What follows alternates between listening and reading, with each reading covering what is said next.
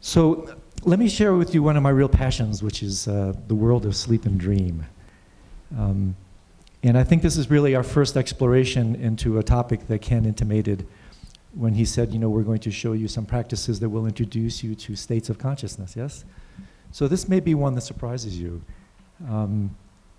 And I think it's a fantastic way to look at dark retreat, look at the evening, the night in an entirely new way, and to bring this otherwise unconscious state of existence into conscious awareness. So what I want to do tonight is contextualize the practice a little bit to give you some idea of its importance in Buddhism. And I will share a little bit about nighttime techniques, things that you can do tonight. And then maybe tomorrow in my afternoon presentation, I'll give you some daytime techniques, because the daytime techniques are just as important as the nighttime ones.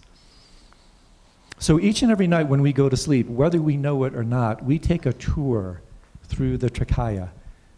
We descend, whatever metaphor you want to use, we descend from the gross realm, gross level of consciousness, in through the subtle level of consciousness, very subtle levels of, you could say even causal, non-dual. And then, of course, every morning we kind of recapitulate that, we reverse that and rise to so-called waking consciousness. So every night when we go to sleep, we have the opportunity to explore these levels of extraordinarily subtle levels of heart and mind. Which, by the way, parenthetically, will be of enormous benefit to us when we die, according to the Buddhist tradition, because dream yoga in Buddhism came about as a way to prepare for death. So every night when we go to sleep, and Ken talks about this idea of recapitulation, or the theory of recapitulation, every night when we go to sleep, it's a concordant experience of what's referred to as the bardo of dying. When we descend into deep dreamless sleep, that's a concordant experience of what's called the luminous bardo of dharmata, which in fact is the enlightened state. So whether we know it or not, we descend into that every night when we fall asleep. And if we're very sensitive to it, between the rising and cessation of each and every thought.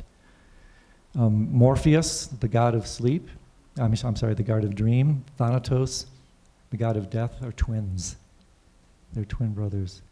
And who's the father? Who's Papa? Hypnos, the god of sleep. Sleep is just a code word for ignorance. So it is ignorance that gives birth to both dream and death. And by transcending ignorance, we transcend both of these, or we at least bring both of them onto the path. So according to both Vajrayana Buddhism, which I'm a student of, and Advaita Vedanta, we actually have it all backwards. This so-called waking state, because it's the most dualistic, is actually, this is the state where we are most asleep. And if we become aware of it as we descend into subtle and extremely subtle levels of mind every night, we're descending into greater and greater levels of non-dual awareness. So in deep dreamless sleep, where for most of us, and I'll talk maybe just a little bit about what's called sleep yoga, there is a practice for deep sleep, we're actually in the most non-dual elevated state, if we're aware of it. And then when we wake up into this so-called waking reality, we're actually the most asleep. We actually have it backwards. And these practices allow us to see that and then bring the insight from the deep dreamless state into waking consciousness. So dream yoga together is part of the Vajrayana teachings. By the way, Vajrayana is not part of the three-turning schema. It's outside of it. The three-turning schema is still held within Mahayana doctrine, just so you know. And one of the really interesting things about Vajrayana that really resonates with integral theory altogether is Vajrayana really is integral Buddhism in the sense that integral in the sense of integrated. It brings absolutely everything onto the path. A synonym for Vajrayana is upayayana, the vehicle of skillful means. And what this means is there is literally no state that is not brought to bear onto the path of awakening. Sleep, dream, death, sex. There are yogas and practices associated with each and every one of these so that we can basically, if we so decide, practice 24/7. And the practices I'll give to you tonight. I mean, think about it. We spend about 1/3 of our lives in sleep, a state of awareness or consciousness that we know very little about. So theoretically, if you live to be 90 years old and you could bring a level of practice to 1/3 of your life, think of what you could do with 30 extra years. But this is very tricky because, in a very deep sense, sleep, i.e. ignorance, is ego's ultimate refuge. So ego doesn't want to go here. And there'll be a very deep part of you every night, if you engage in this practice, that will sooner or later say, and this is why dream yoga, the moniker for dream yoga is called the measure of the path. in this regard it's resonant with even psychological thought. Dreams and dream yoga are truth tellers. And I promise you, and this is a very important thing to know, is that dream yoga will reveal your passion for ignorance. It will show you that at a certain point, I don't want to go this far in waking up. As my teacher Punlap Rinpoche says, I would prefer to be stupid, thank you. So it's helpful to know that, so that when we feel resistance to this practice, we bring a sense of humor to it, a sense of levity. Otherwise, if the practice becomes too heavy-handed, we simply won't do it. There has to be a light touch to this particular practice. So dream yoga itself is not the same as lucid dreaming. Do you know what lucid dreaming is? Quick poll, I always do this, great. How many people here have had a lucid dream? Yeah, that's fantastic. And how many people here have meditated? Yeah. So there's, my studies have shown, and informal polls like this show me, that there's a direct proportionality between meditators and those who have increased likelihood of lucidity in dreams. Because really, you're working with the same type of phenomenology. And we'll talk about this tomorrow. Every time we're distracted with a thought, it's the same expression of ignorance happening in a microgenetic form. So by becoming lucid to the contents of our own mind now, which by the way, at least one neuroscientist has said that we are aware, most people, untrained, we are aware of less than 99% of what takes place in our mind. In other words, we're only aware, we're only lucid to about 1% of the contents of our own mind. And as Kabir said of death, we can say of dream, what is found then is found now. So as we become lucid to our states of consciousness now, and tomorrow we'll talk about this in terms of the daily practice, as we wake up to the contents of our mind now, we will naturally wake up to the contents of our mind in dream. So with that said, let me give you some tips. Nighttime practices. What we're going to be doing with dream yoga is we're working with several laws of karma. And the first of these laws is referred to as the Law of Proximate Karma, which is the second of 4 laws, pardon the interjection, but I want to give some substantiation to this, where this comes from. At any moment of transition, there are 4 laws of karma in operation. This means, moment to moment, life to life, sleep to dream to waking. And of these 4 laws of transitional karma, the one that we have the most control over, which is utilized in dream yoga, it's used in Bardo yoga, it's used in Pure Land teachings, is what's called the Law of Proximate Karma. And the way I like to think of this is to play on Allen Ginsberg's idea, you may have heard of it, first thought, best thought, which refers to kind of the freshness of the present moment before second thought comes in. The Law of Proximate Karma is really last thought, best thought. And what this means is that the last thought you have on your mind in a succeeding moment of consciousness has a direct and immediate impact on the succeeding moment of consciousness. We know this through associative processes. So this is something that we have direct control over. So what we do here, we take advantage of it. So what this means is when you're going to sleep, and this also involves the use of another very, very powerful law of karma, which is the law of intention. What you want to do is you want to really feel it. Don't just flap your lips. Really feel it with your heart. Tonight I will have many dreams. Tonight I will have good dreams. Tonight I will become lucid in my dreams. And if you do that, it's almost like gift wrapping a package for you, so that when you descend through the membrane of sleep, this last thought can actually seed your dream state, and then lucidity becomes really kind of instantaneous as a consequence of that. So this is something that we can do very, very easily. So what I do when I go to sleep, very simple, I lie down on my back, I settle myself, I breathe 21 times, I count, because you want to settle your breathing. And then what I'll do is I'll roll over on the right side. This is called the sleeping lion mudra, sleeping lion posture. This is considered the best posture in which to sleep, dream, and die. This is the posture the Buddha took when he died. And it's very interesting because what it does, it employs the subtle body, which is where subtle states of consciousness are supported. And by lying down on the right side, what you're doing is you're blocking off the channels that are associated with masculine, outgoing, kind of waking consciousness. It's called sun poison prana. And if you're really into it, if you really want to do this, what you do also is then you place your thumb on your right nostril and you actually block that nostril off. And it serves to pinch off this particular channel.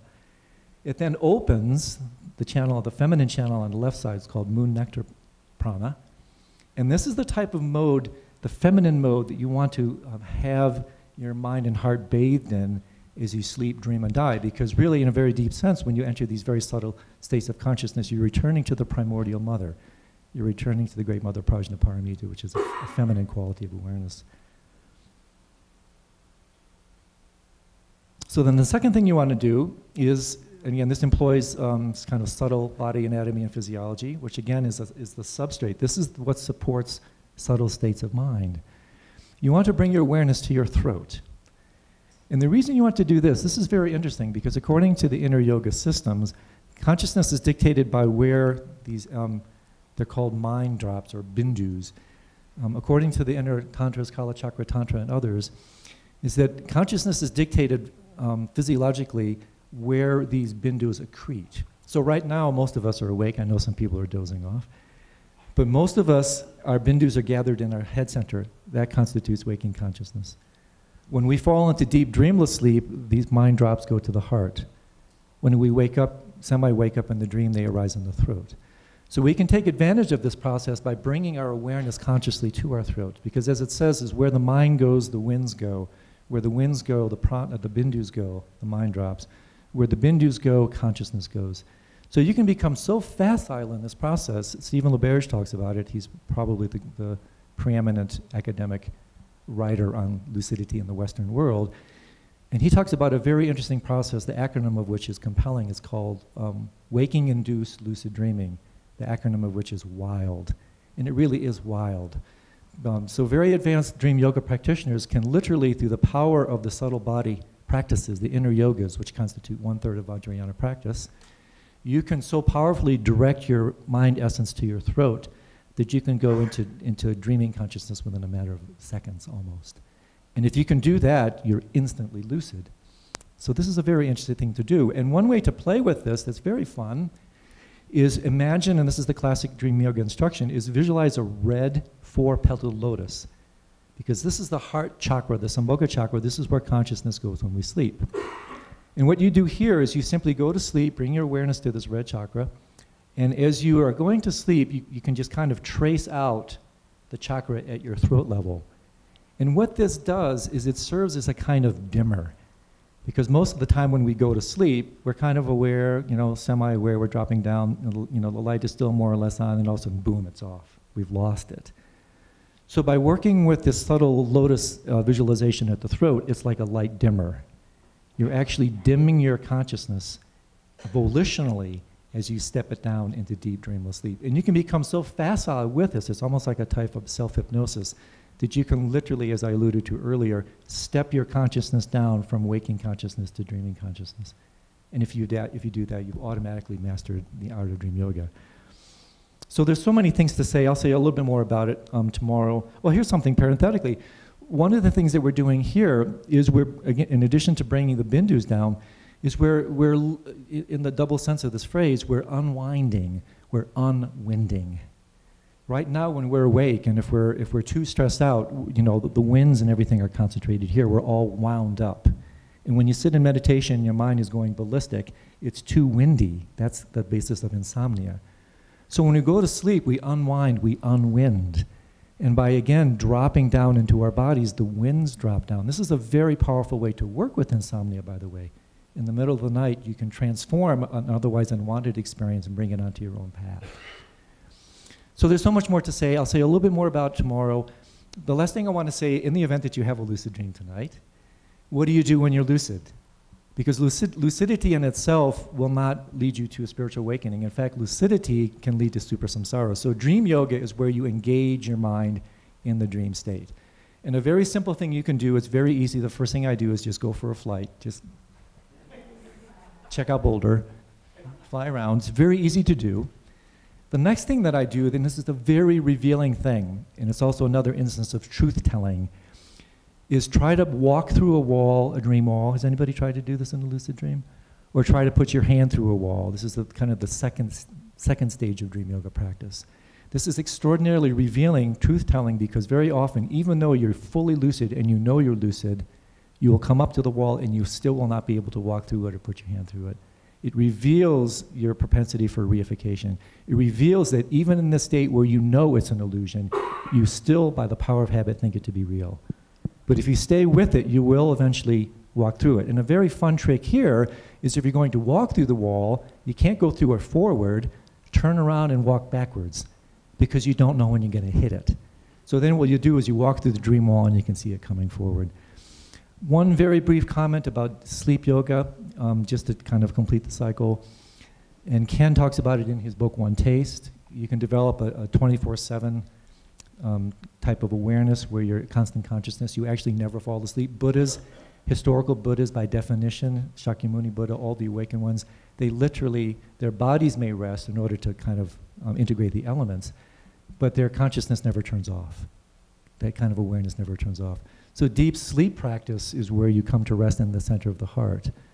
And the best analogy I've come up with here, and then I will stop, is this light of awareness is on all the time. The best analogy I've come up with is if you could somehow be like the movie Gravity, if you could somehow be thrown into outer space, whether we know it or not, in outer deep space, the light of 1 trillion suns is streaming through that space. Think of the light of awareness within our heart. This is always there. But unless an object is placed in that light, no thing is seen. So even though awareness is that which sees, you can't see awareness. So this is why we don't see dreamless sleep. This light of consciousness, this light of awareness is always on. But unless we become familiar with our nature as formless awareness, as the Dharmakaya, when consciousness turns off and wisdom turns on, if we're not familiar with it, what does consciousness do? It blacks out. So by becoming familiar with this really formless, indestructible Dharmakaya nature of our own heart-mind, this is when you start having success in sleep yoga. And at that point, you literally, every night, you literally stay completely awake. And then from there, there's all kinds of wonderful, magical things you can do. Maybe we can discuss that a little bit tomorrow. But I think that's probably enough for now. I'm sorry if I went a little bit on, but I get excited about this thing. So, pleasant dreams. Yes.